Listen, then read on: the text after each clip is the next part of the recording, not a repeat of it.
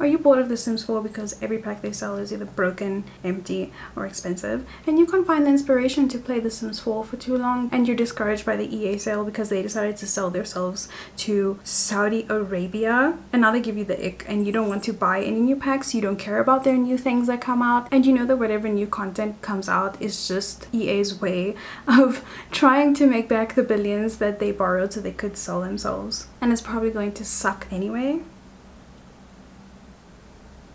Oh my gosh, me too.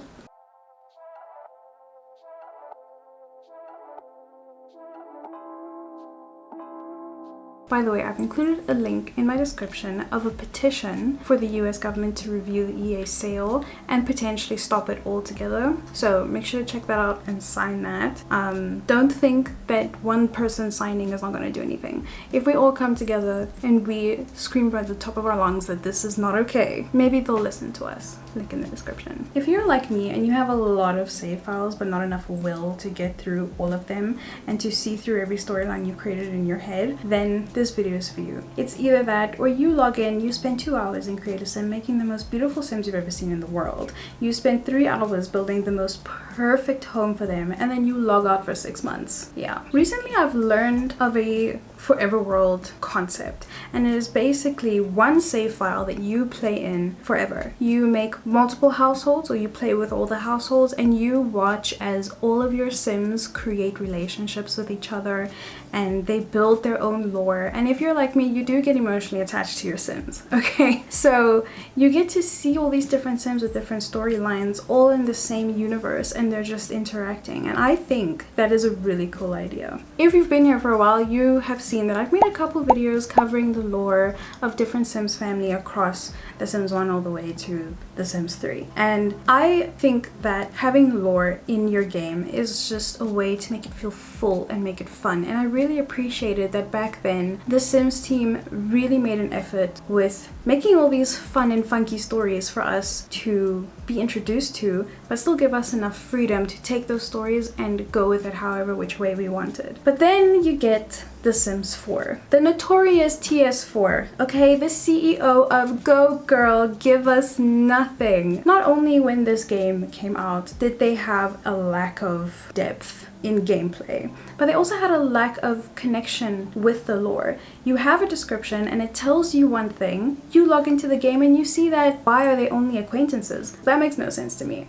Personally, I've decided enough is enough, okay? I'm going to slowly build the world of my dreams in The Sims 4. I'm going to create completely new storylines while still keeping the magic of the OG Sims, or the OG lore that we have been given. And in this video, I'm going to run down how I'm going to do this. So step 1, I downloaded a lot of custom content for the Create a Sim. So I've downloaded a bunch of hair, a bunch of makeup, eyelashes, clothing, skin details. I did a lot, okay? I tried to find some CAS for the men because I do get bored making men and I wanted to, you know, spice it up a little bit, okay? So step 1, I downloaded a lot of CAS. I already had custom content for CAS, but I decided I'm just gonna go shopping. And it's free, guys. It's free. Pinterest is a wonderful place, so check it out. Step 2, I looked for mods that would make my gameplay a lot smoother. If you have The Sims 4 and it's all vanilla, when you log in or when you open the game, you are bombarded with pop-ups and ads and just ways of them trying to sell you broken, empty packs. Okay, it's really annoying, and if you're not interested in anything that they have to say because their morals are in the gutter, there's a mod for you for that. Okay, I downloaded it, I love it, it makes the game more aesthetic, I don't feel advertised to all the time, we're all tired of ads, okay? The links to all the mods that I use for aesthetic purposes and for just having the gameplay run smoother are in my description, so you can click on them, download them for yourselves. Step 3 is to decide which world to actually play in. Now, I don't have all the packs, but I do have a lot, and when you buy an expansion pack specifically, you get a new world with it. Some worlds I gel with, some I don't, so I narrowed it down to a top few, and from those I chose my favorite. And because I cannot live without Bella Goth in my life, okay, she is my soulmate, I don't care what anyone says, I decided I'm going to start with Willow Creek. Once you have chosen your world that you're going to start with or mainly play in, I am going to start with Foundry Cove specifically. That's where like the different neighborhoods, there's like lower class, low to middle class, and then there's like the high class people. I wanted to start with the starter families. I've already made some Sims and they have lore, and I renovated one of the starter homes already, but that's going to be a separate video, so you need to stay tuned for that. Okay, I better see you when it comes out, alright? Step 4 is game settings. So number 1.1, if you're going to do this, make sure that your game allows for mods.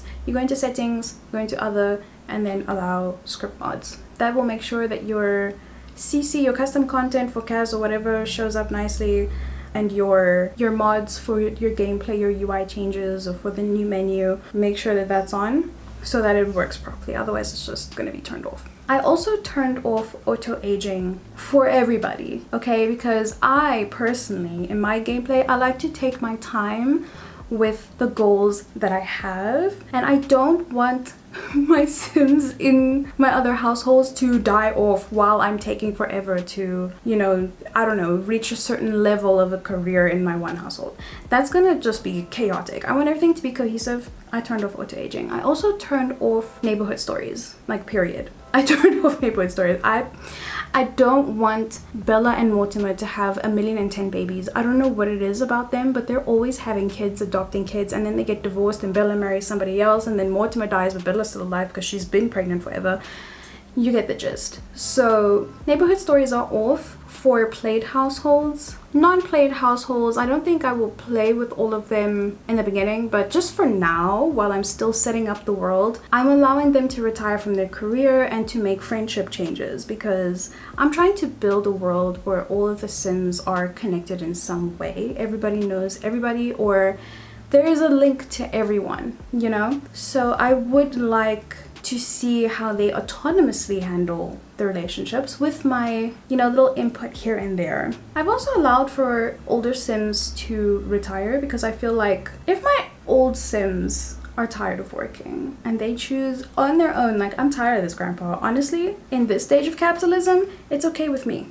Retire, baby girl. I've got some storylines that I'm working on, and if you want to follow along in the journey with me, make sure that you subscribe so that you don't miss anything. This is going to be a really exciting series for me, because I'm finding a way to enjoy the game with what I have, essentially.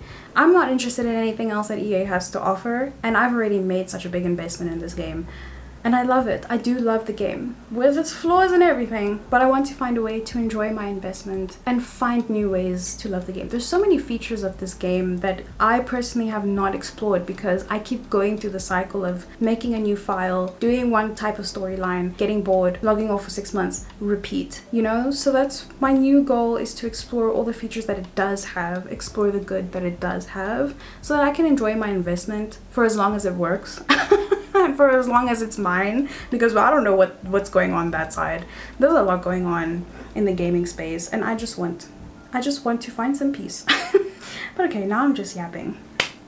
Make sure you subscribe and hit the bell notification so you don't miss anything in this new series, and so that you don't miss any videos of my Nightmare Legacy Challenge. And I'll see you in my next video. Bye!